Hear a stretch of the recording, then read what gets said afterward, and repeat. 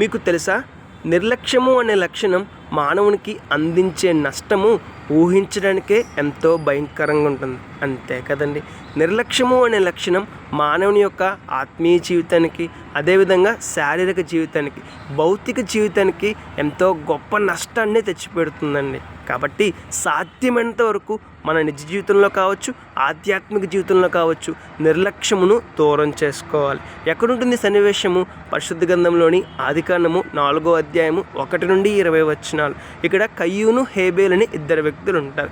కయ్యూను తన తమ్ముడైన హేబేలుని చంపేసి పాపము చేసినప్పుడు సాక్షాత్తు దేవుడే కయ్యూనుతో మాట్లాడుతాడు.